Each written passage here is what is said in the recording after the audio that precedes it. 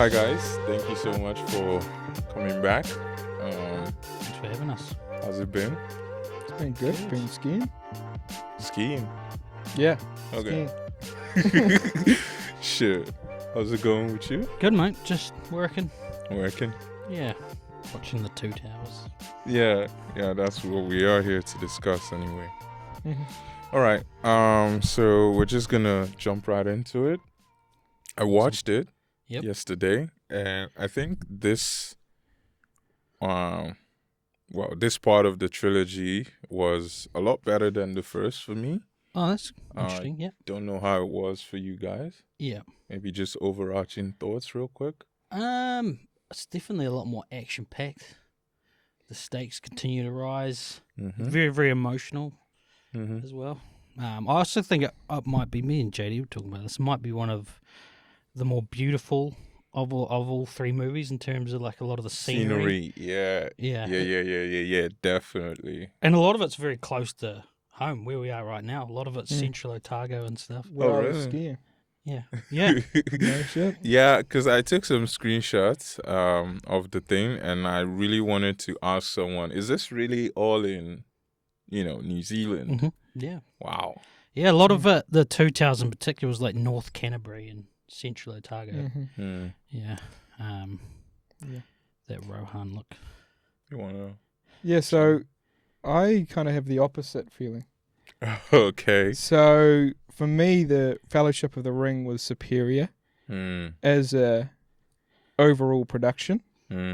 I felt that the Fellowship of the Ring maintained tension better and kept me engaged and more deeply engaged for longer.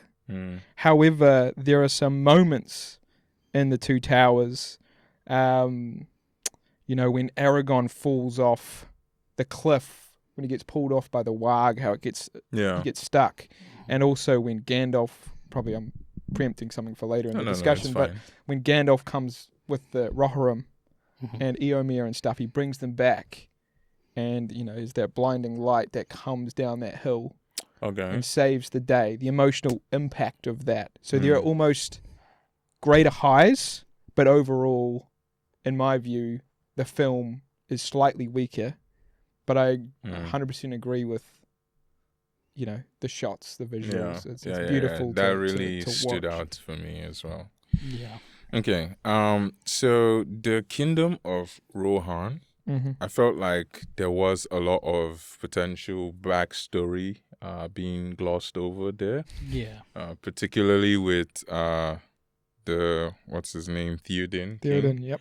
And Grimmer, because Yes. we just know that Grimmer is this minion of Saruman, and Saruman somehow took over the mind of the king, and everyone is seeing this king look decrepit, and no one did anything until Gandalf came along to heal him. So maybe with your vast knowledge, you could fill in some of the blanks there. I was going to say, maybe that's just the problem with monarchy, having one guy in charge. Yeah, That's true. a great point. True. But I don't actually think there's too much more to it other than Wormtongue was he's just another guy from Rohan who's just a bit of an unsavory figure who fell in with Saruman and then weaseled his way into the king's court. That's about the... Oh, so he already was with Saruman before coming into the... No, he was. I think he was with Rohan. Okay. Yes. Originally, like he is a Rohan man. Yeah. Okay. And Isengard's like actually pretty much in Rohan. Yeah. You might not Within come the across borders, in or the film. it's close, or something. Yeah. So they're very intimate. I'm pretty sure they do say in the film, or at least it might be Treebeard who says, I can't remember who, but Rohan and Saruman had for a long time been close. They had been friendly. Yeah. And so there had been interaction between the two, Saruman and, the men of Rohan. And they would settle, local disputes and so on and so forth. So for Saruman to have someone in the court of Theodin is not, outside the realms of... That's arguably could be, expected in some ways. Okay. For sure. Okay. Yeah. I'm pretty sure... Do they say that?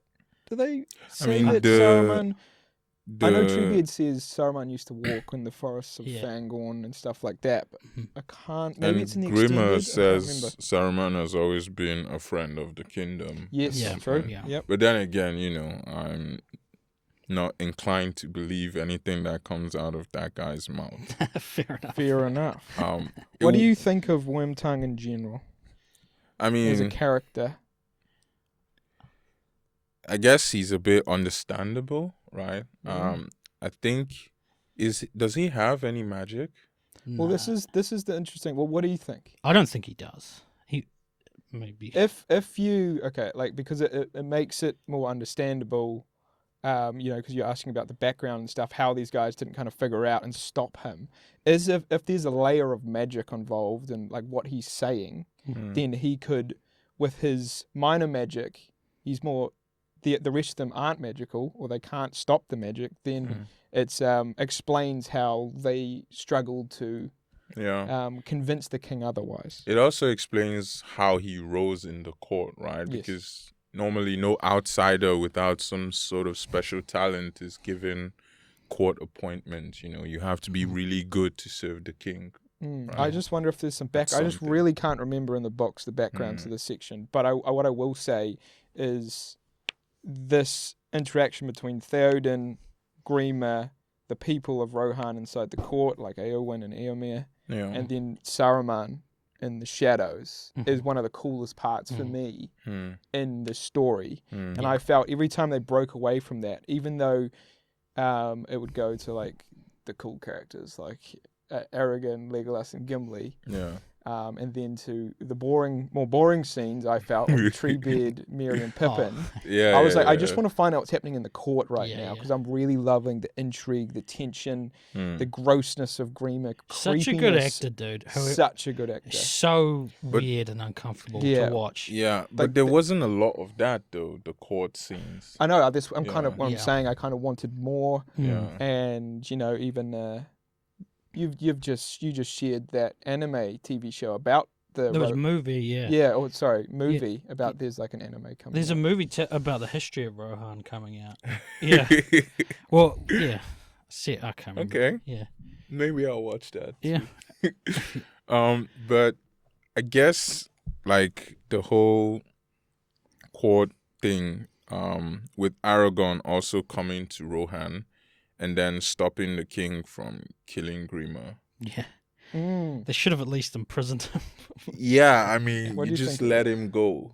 Yeah. I would have loved him to get the chop. Yeah, I mean, how does this guy, whom presumably the king doesn't know him at that point, comes and stays the hand of the king and convinces him not to act on his own impulses? Does he not know him? In the extended scene, doesn't Theoden say like you were once a noble man of Rohan? Like you can still like sort of reclaim your honor or something, and then Grima kind of just spits at him. Yeah. Yeah, but in this one, he just stretched out his hand after stopping the king from chopping off his head. And then Grima spit on his hand. Yeah. Yeah, that's interesting. I think that was a bit strange. They should have at least imprisoned him. They regret that later. Exactly. Back to and then just spills. Oh, they're heading this way. There'll be women and children. Like you could have prevented all of that. Can you remember what happens in the books? No. No, me neither. I'm pretty sure it's quite similar. It's explained more though. Yeah. By the way, how cool was that shot of Theoden, when he's all decrepit and old, and Gandalf lifts the spell and he seamless transition. That was crazy. I love that scene when they're beating they're like Gimli and Legolas and Aragorn are like beating up the corrupt guards that have kind of started to infiltrate the war. And then the non-corrupt one, the captain of the non-corrupt ones, he stopped the other guards from I like Gambling. That's a good little mini character. He's a cool character. Felt so as well. Yeah. Now, I feel like I should have felt something about the king's son dying.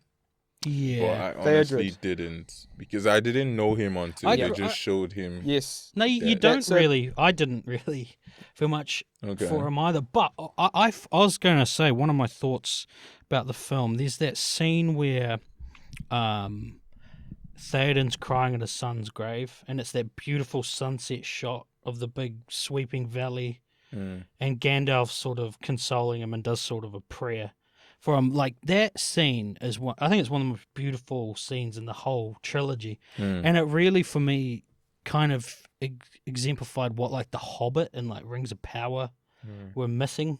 There's no like big CGI epic battle scene or whatever, not relying on all these tricks, bells and whistles. It's just two like guys in a really an emotional moment just talking. And it's such a beautiful scene. Yeah, I think that scene also contributed to, I should feel something for this Theodin guy who just lost his son. Yeah. But he also just came on screen, so I haven't had the time to build up. I think you're right, connection. Victor. That is a fear. I've always felt that, even when I was a kid, kind of like, I don't really care about Theodred because there's no reason for me to care about him. Exactly. I agree with that. That scene made me care about Theoden. Yes, yes. Not about his son. Like, you don't meet his son. But good point. But I got, I don't know. Maybe I'm more emotional. I got emotionally pretty invested, No, I think you're right. But I'm fairly certain in the books they do build up that emotional connection to Theodred a bit. Yeah. I can't remember though. They talk in the books. It's emphasized more Grimmer Wormtongue's sort of plans about how Éomer and Theodred are like Theoden's two like highest captains. Yeah. And they're intensely loyal to Theoden. So what Grimmer Wormtongue is doing is getting the two most powerful men who are the most loyal to Theoden out of the picture. And I think there's something about Grimmer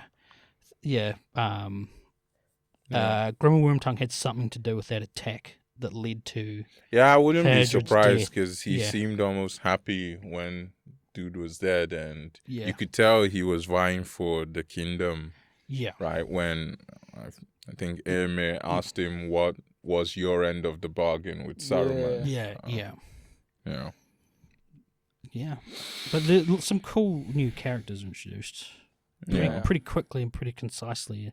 Overall, in that first little bit, I think in terms of, Oh, and then there's that. It's just, this is a brief thing, but when the wild men, I think they're called the wild men of Dunland, get convinced by Saruman to go through, this is right at the beginning, to go through the outskirts of Rohan and to murder and rape and pillage those townships. And then that woman sends her two little children to go to Edoras, to warn. I think that was actually really powerful because, you just saw the men coming and you're like, it's not said, it's just implied that there's going to be some really bad things that might happen to this woman. And then later on at Helm's Deep, the reunion, and you're like, God. Yeah. Because that was, Wait, the woman didn't die? No, their reunion at Helm's Deep, she manages to escape. Oh. But there's still the implication that a lot of her, townspeople, other people would have got okay, killed and raped and so on. I thought just want to say like the Edoras and Helm's Deep, like the making of those places was really, really cool. They looked incredible. Edoras, I was watching this the making of a couple of weeks ago, and so the film production was given permission to film on that hill where Edoras is, because all you see of Edoras is actually there. It's built. They built that town. Wow. And but the Department of Conservation said they had to leave that hill exactly as they found it, and it's covered in native New Zealand tussock grass. So they had to like roll up all the grass and build a nursery and preserve all the grass while the film was being shot, and then lay back down that exact same grass over the face of the hill. Yeah. That's absurd. That's insane. You couldn't just plant new ones? No, weren't allowed. It had to be the same. Well, there's that thing about Helm's Deep as a model. Yeah. And it's in the same kind of, rock section area as Minas Tirith. They're both in the same place. Yeah. They're just different. Yeah. They've been transposed over the same place. I believe this film is where, I could be wrong about this, is where the term bigoture was coined. Have you? Bigoture. So you have a miniature. I know bigotry. Yeah. So like a miniature, you might build like a tiny little. Okay. They decided to build a lot of their minis really big. So Big there'll be scale. like a mini of Helm's Deep, but it's like the size of this room. Yeah. So there was they ended up with Helm's Deep. They had all these different versions of it at various sizes for the big shots with all the armies crawling around it, and then the intimate shots with the characters. Yeah. Yeah, the final battle at Helm's Deep was pretty good, I guess. Good? Yeah, I know. Epic, Yeah. Bro, there's you got the Uruk-hai, there's 10,000 Uruk-hai come up, and there's it's raining. Still one of my favorite scenes in the whole trilogy. I remember as a when kid, that I was sick with when that nerves. old dude is holding back the arrow, and he's just the first guy, yeah. It's just a thing. I don't know if we talked about this last podcast, but the way Peter Jackson kind of integrated just a little bit of humor here and there, and without it being forced. Yeah.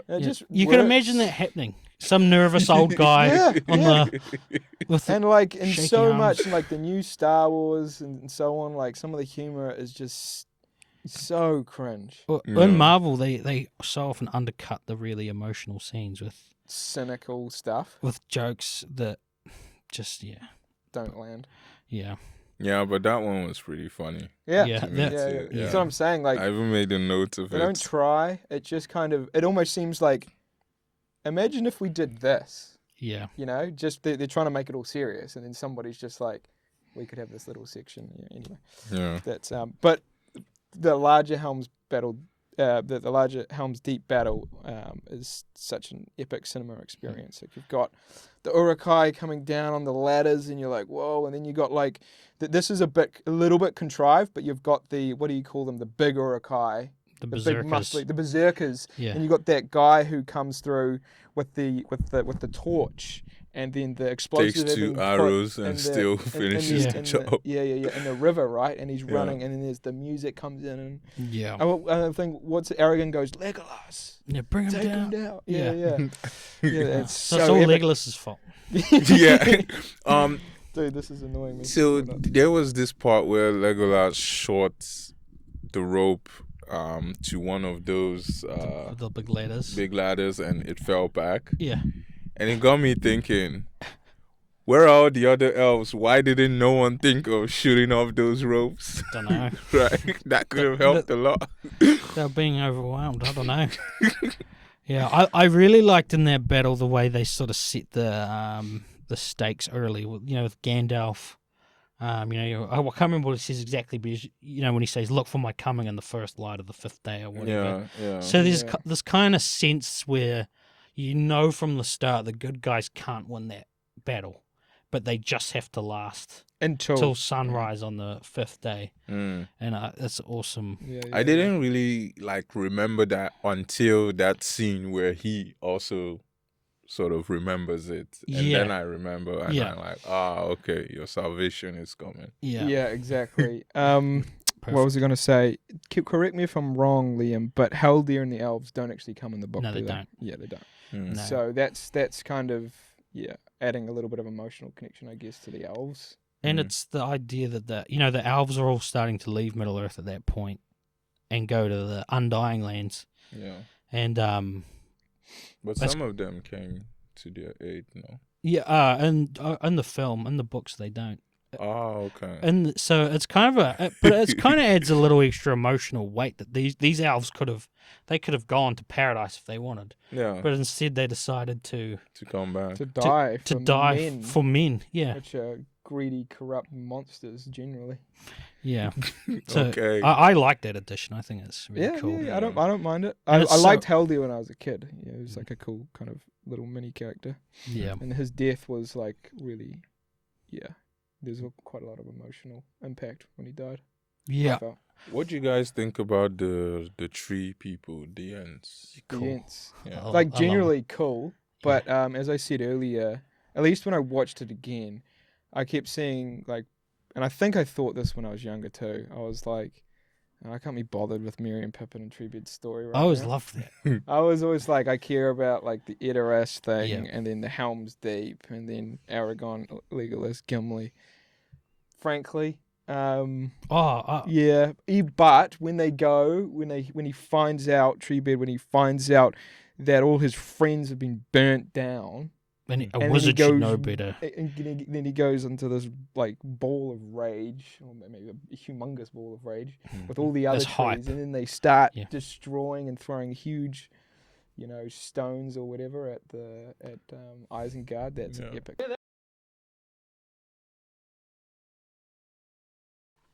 I need to piss so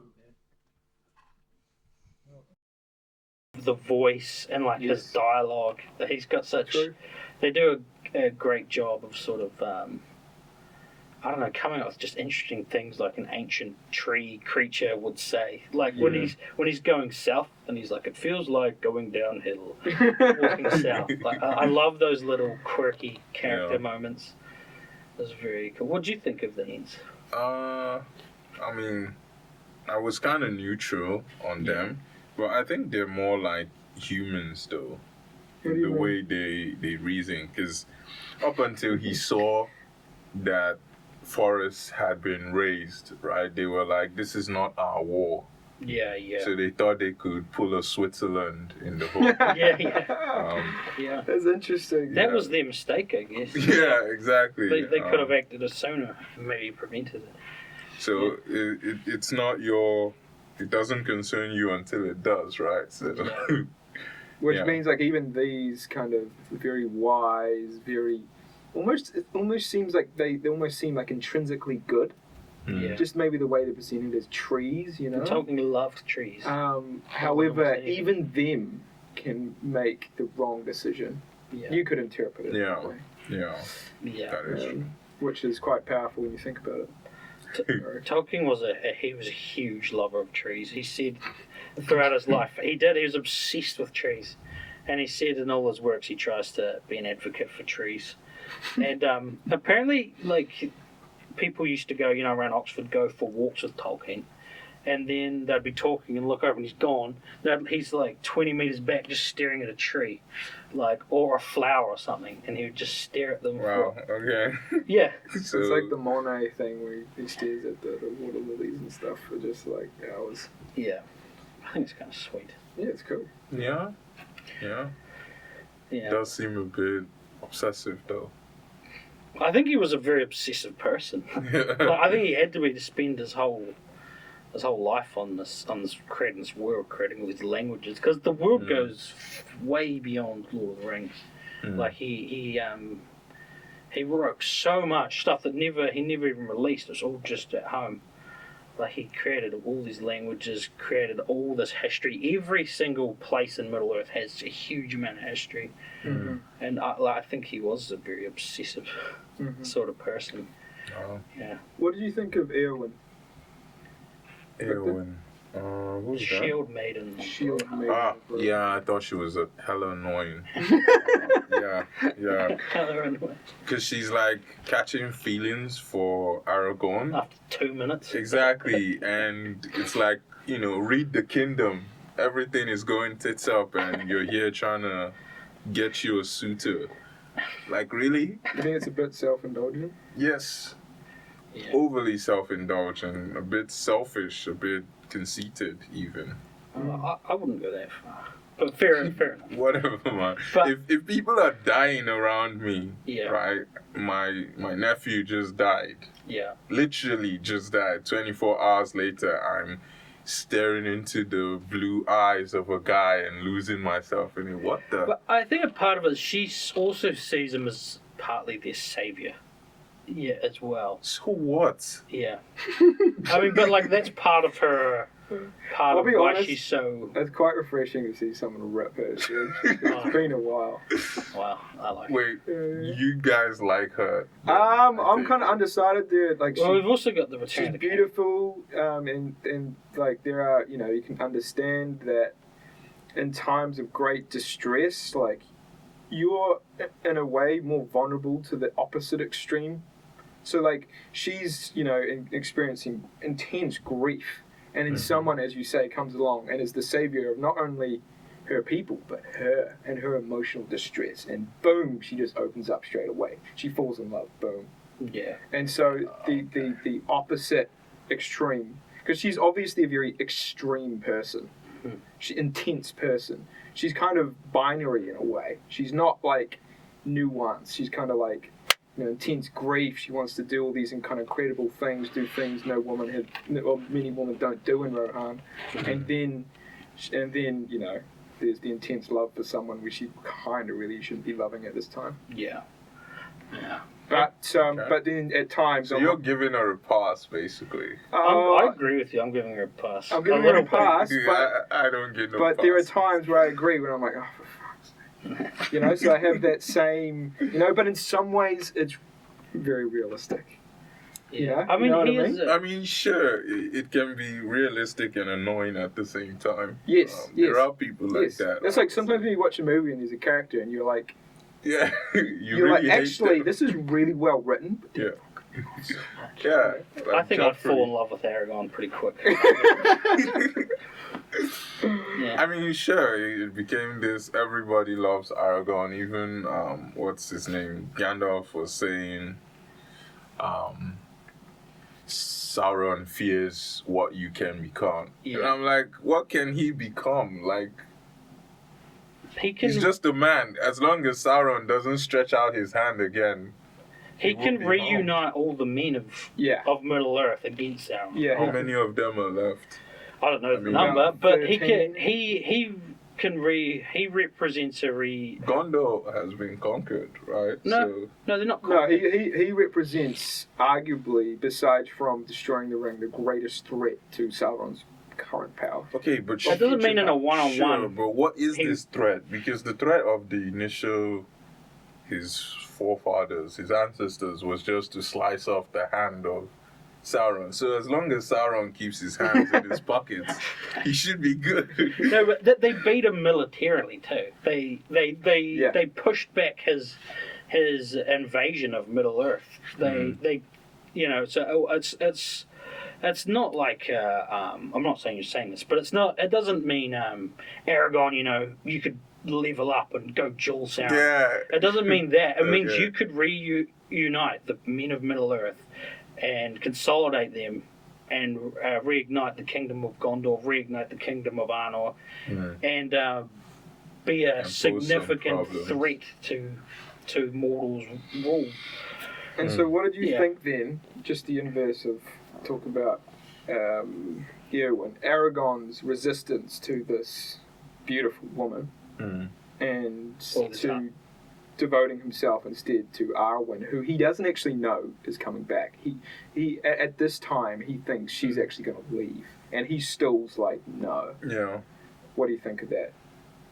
I mean, I think that's pretty good of him. If you haven't, if you haven't agreed on something with your significant other, then it's safe to assume that you guys are still together, right? So I think that was pretty sensible and, of high character for him. A lesser man would probably focus only on what is in front of him, which is this. I thought that was one of there's heaps of times when Aragorn shows his strong character. True. And I think that's one of the times that is kind of just put to the side a little bit and not appreciated for what it is. Yeah. And just going back, I had a thought from earlier. When Aragorn stops Theodin from killing Grima, you could interpret that like that's actually a flaw of Aragorn. He's too compassionate as a leader. Yes. Right? Exactly. And so that's actually some interesting nuance where sometimes being over compassionate is the wrong thing to do. That is true. That is true. I mean, till now, I get what you're saying in terms of what he symbolizes, this uniting figure that could then pose some problems for Sauron, but I don't really necessarily see him as that big of a deal. And I know the movie's trying to make him seem like a big deal to me, but he comes off as this, lone guy. He doesn't have an army. Sure, he could technically unite an army, but that's like easier said than done, innit? All of these existing armies already have their leaders, and unless they're just wait till Return of the King. Maybe those questions that you have will be answered. I mean, probably Return of the King. So it already alludes. He's the title character. There is Frodo and Sam and Gollum that we haven't really spoken about. And the story does follow them. So I was gonna sort of save that for last. Okay, because, good. Fair enough. And I think let's talk about it right now because I think there's this meme picture that I've seen. I'll send it to you guys later. It's basically, this is the story of Lord of the Rings, and Sam is basically lifting up Frodo and holding the Terminator gun. I've seen it. And everyone else is doing stuff. Meanwhile, Frodo is just resting on his laurels and going to achieve greatness on a couch. That's a wee bit uncharitable, Frodo. No, but throughout this movie, he seems like the weakest link. And that is just to me. Okay, so I said this in... Everything attracts him. But we don't know how when they're going through the marshes. He's already attracted to the thing, and he falls in. So I actually said this in the last podcast. For the Fellowship of the Ring, that I thought the casting of Elijah Wood was one of, if not the worst, casting decisions. From my point of view, I always felt that the Frodo, and maybe part of the fault is the writers too, I've always felt that the Frodo in the books was way more of the man. Like he seemed to be more resilient, he seemed to have more agency, he seemed to be less of a bitch, really. Doesn't Frodo show... However, wait, I know you're going to jump in with... I think he shows a lot of resilience. Okay. Like, we don't know. Let him. No, I was going to let him jump in. Okay. Like, we don't know how the other characters would have handled having to be the ring bearer.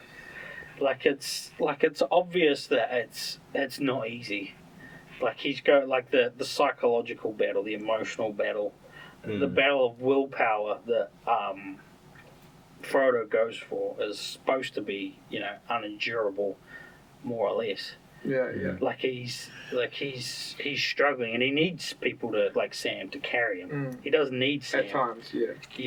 But I do wonder if there was a slightly different casting, and he was written just a little bit closer to the books. In my head that still would have worked really well, and arguably better. But that's my opinion.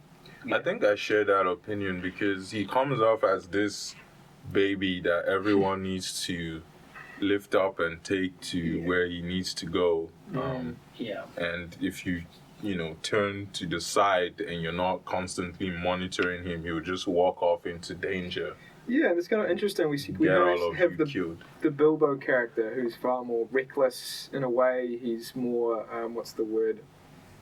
I don't know. He's just a little bit more. He got more of aggressive personality at least. And then with Frodo, he doesn't quite have those kind of adventurous kind of personality characteristics. But they did. Do you agree that he was carried throughout this movie? Yes, it doesn't mean like it could have been done without him. Okay, so let me get this straight. This ring is in his possession, tied around his neck. If the ring finds that, okay, I can't manipulate Frodo, why isn't the ring trying to tempt Samwise and get them to fight each other? That's what happens. Right. That's what happens. Or at least it gets Frodo to make the initiate the fight, as it were. Sure. But, those were just episodes of flashes of anger that Frodo showed, but he got himself back, right? I guess what I'm getting at is I'm made to believe that Frodo is the bearer of the ring, and the ring seems to only be tempting him. But meanwhile, Sam is right there throughout most of this journey, and the ring isn't going after him. Well, sorry, keep going. And so Frodo, we can't do this whole thing without Frodo, because he's bearing the ring. But I would argue, if the ring can tempt all those around it, that Sam is even more, resilient and less of a bitch compared to Frodo, and could potentially even just wear the ring and go get the stuff done. I think it is a testament, what you're saying, to how difficult it is to corrupt Sam. But I imagine if he was the ring bearer, it would be just as difficult for him as well. I think they do a pretty good job of establishing that Sam and Frodo really need each other. Yes. Like it's not one or the other. Like without either of them, it would fail. Right. Like you need both. And I think that was the importance at the end of the last film, where Sam can't swim and he jumps into the river to try catch Frodo. Yeah. And that kind of backs up at least the implication that it's not just Frodo carrying the ring, it's both of them carrying this burden. Well, it's Frodo carrying the ring, Sam carrying Frodo. Yeah. Yeah. Right. And you'll see later on that things come to a head, but that's all I'm going to say. A teaser. Also, it definitely tempts Gollum.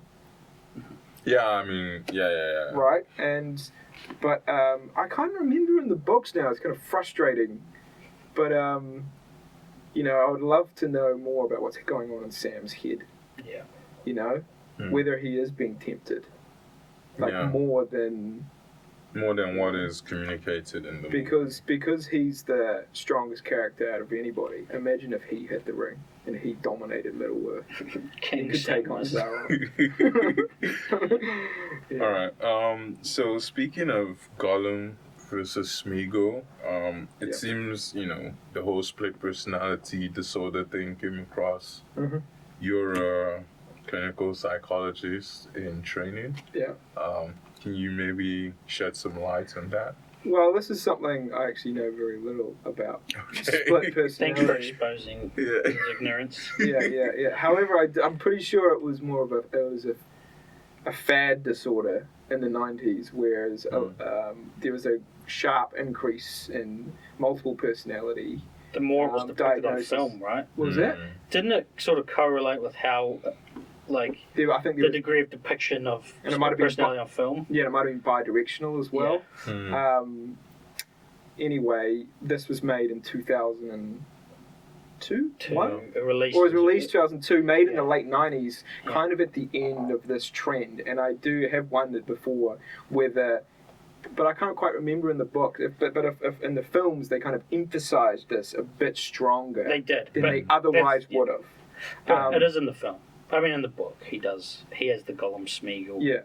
However, in saying that, I actually thought they did it really well. I thought it was very compelling. Yeah. The acting, the voice acting of the two sides to the personality was done really well. One was really menacing and creepy, and quite obviously evil and cunning, and the other one was actually quite warm.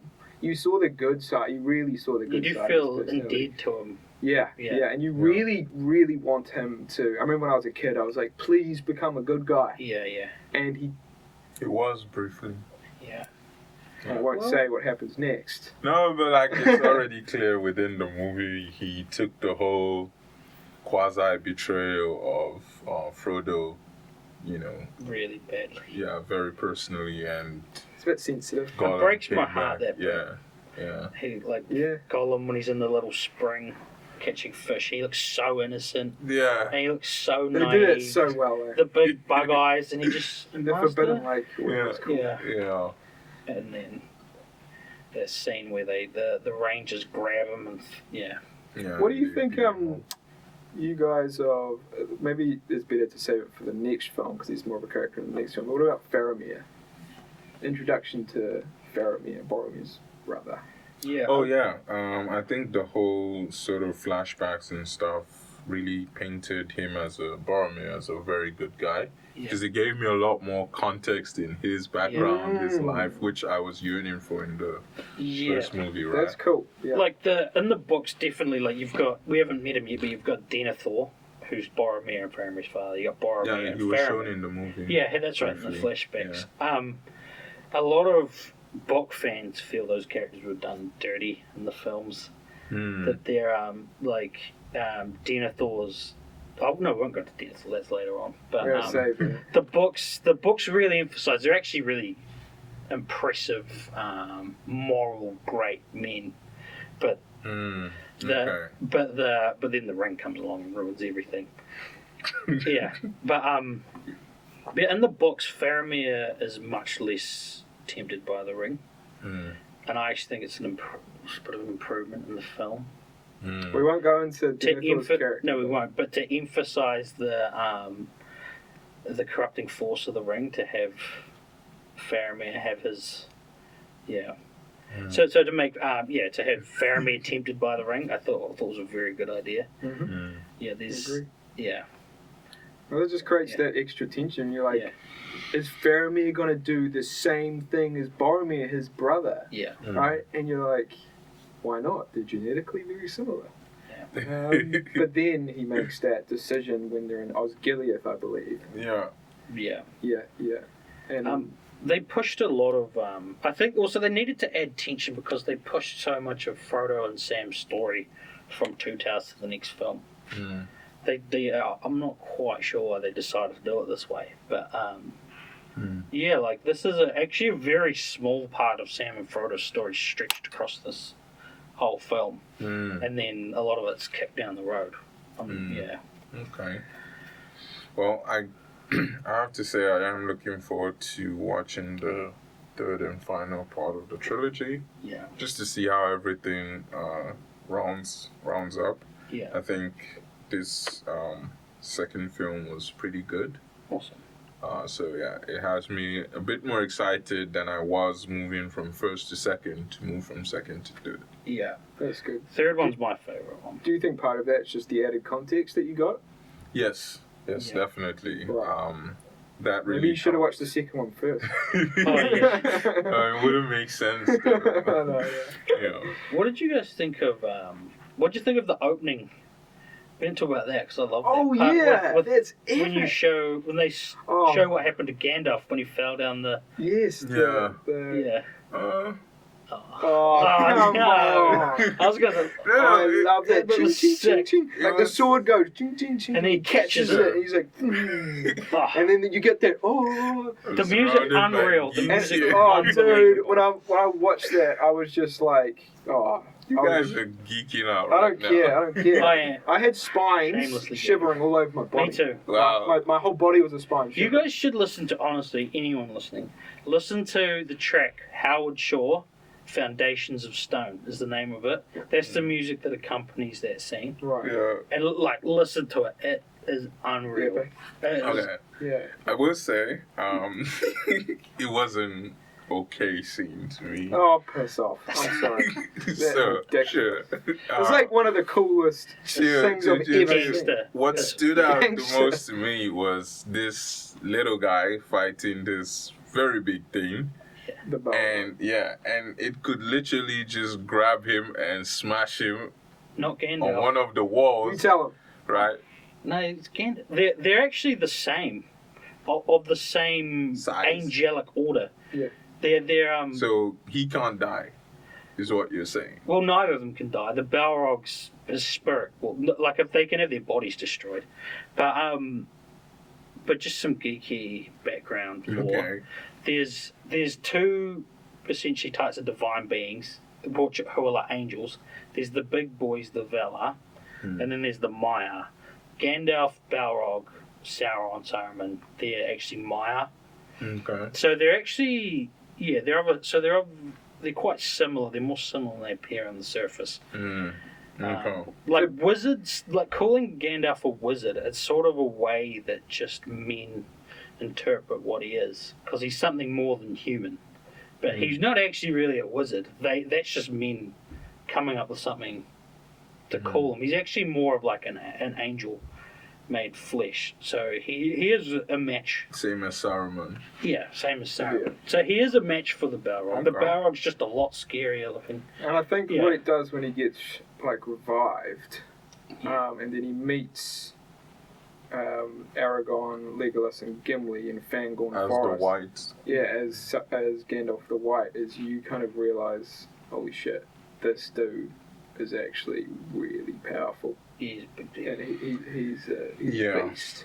And I love this. I love that, like when Legolas shoots at him in the blinding light, it goes, poof, the arrow breaks, and then Aragorn's sword, he goes to swing it, and then it heats up at the hilt, and he throws it down.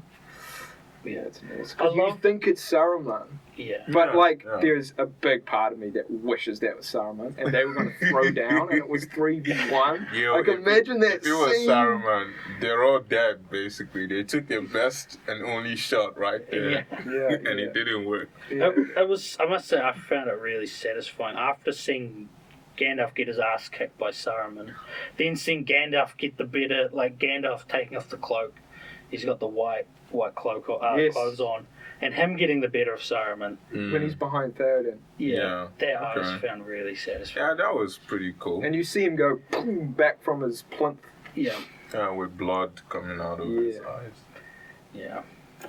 I don't know, like the magic scenes in the whole movie, I can't say they are the most chilling for me, because I think I've seen a bit more, and this goes back to the point you made in the first episode that the magic is more tame in this world.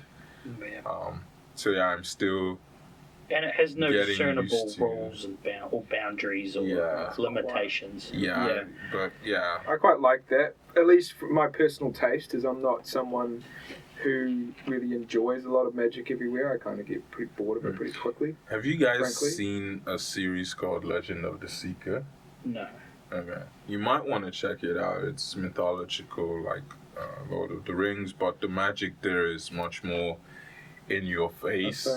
There's a thing called Wizard's Fire, where if you're a wizard, you can literally shoot fire out of your hand. Right.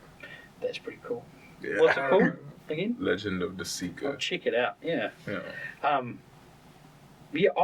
With Lord of the Rings, I almost think of, again with Tolkien's Catholic themes and religious viewpoint, I almost think of Gandalf's magic as like miracles.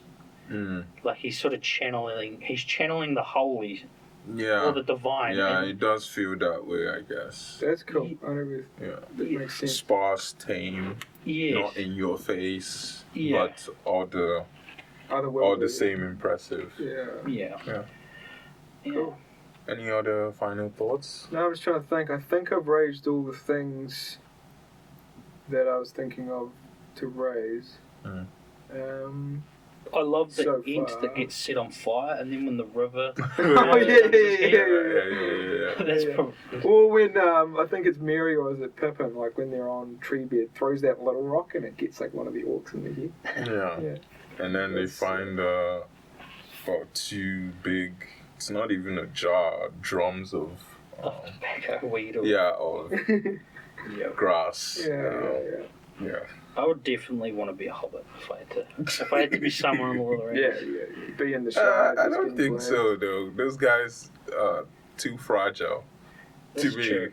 Well, but they're kind of, because of their fragility, because of their unimportance, everybody's just like, let them do their thing. They're not going to do anything to anybody. No, until largely. Until the forces of Mordor come for you, they don't discriminate. They go after everybody. Yeah. I'm really looking forward to talking to you about the third one. The third one, It's my favourite. Yeah. For sure. Okay, so if we had to rate this one... what was your past ratings of the other one? Should we do that one first? I can't remember. I think you said 7. Yeah, and I was astounded. Yeah. I think I said 7. And I think we said 9.5. I said 9.5. I think you said 9.7 or 9.8. Yeah. Okay. Maybe you said 9.5 and I said 9.2. I can't remember. Doesn't matter. I'd give Fellowship of the Ring 9.5. I'd probably give this like a 9, 8.5. Yeah. Yeah. Yeah, I'm at 8.99. I'm just deciding whether to like 8.99. to cross that. Okay. But this discussion, hearing your guys' opinions of it, has kind of some of the things that I wasn't necessarily considering when I rewatched it. So it's kind of bumped it up in my mind a little bit because of that.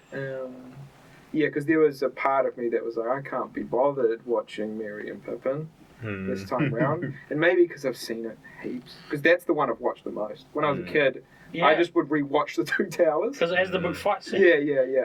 Because at the start you've got Aragorn, Legolas, and Gimli just on their exploration, the three badass ones. the three badasses together, just like hunting.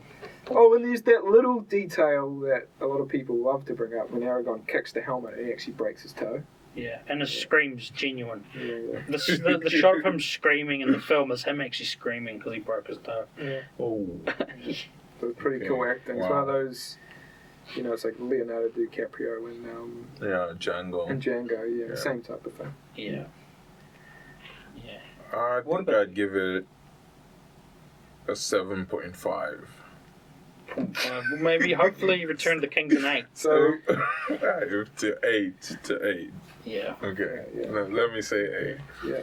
I still don't think any more of you. Yeah. Whatever. But thank you guys so much for taking the time. It was really nice discussing. Yeah, it was cool with you guys. Thanks again for giving us an excuse to just nerd out about Lord of the Rings. Sure thing. And I look forward to the third one. Awesome. Me too. All right. I've already watched it. Yeah, sure, but you probably enjoy watching it again. No, like I've already watched it. Oh, okay. Yeah. Before now. I after the first one. Yeah. I watched 2 and 3 like 2 nights in a row. Okay. You cool, bud. Basically. All right. Okay. Yeah. Looking forward to that discussion then. So that was like awesome. 8 hours of my time. Yeah. Probably more. Probably. I didn't watch the credits though, because I'm not insane. Yeah, I mean nobody watches half an hour credits. I do. My cousin was in it. It's not. I always look for his name. Okay. Okay. Oh, okay. Fair enough. Nice. Yeah. Okay. Awesome, man. That was fun. Yeah. Thanks. Peace.